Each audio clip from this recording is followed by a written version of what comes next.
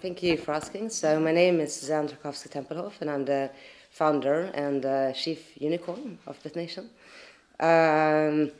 So basically, I grew up in Sweden, but my mother was French and my father was Polish, and he was a stateless refugee for 10 years in Sweden. So I didn't really understand why, just because we happen to be randomly geographically born in a certain area, we should live in the exact same way as everyone else in that area. And so why not make governance services competitive on a free market, right? And then I spent a lot of time in places like Afghanistan and Libya during the Civil War and Egypt during the Arab Spring.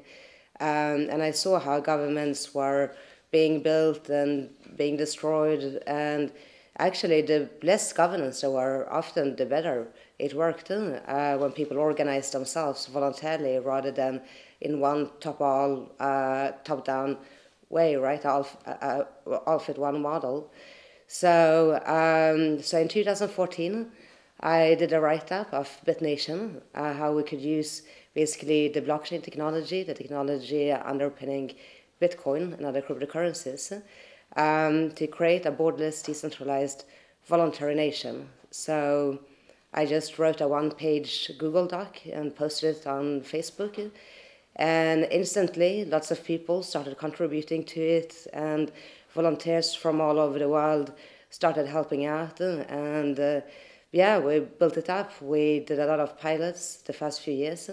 We did the world's first marriage on the blockchain. I'm also married on the blockchain. We did the world's first world citizenship ID on the blockchain, the first land title, the first birth certificate, the first constitution, and many other things. And then since 2015, we've been working on our blockchain jurisdiction, Pangea, to enable people to make contracts peer-to-peer and to build voluntary nations they can opt in and out from with their own set of legal codes and rules and governance services.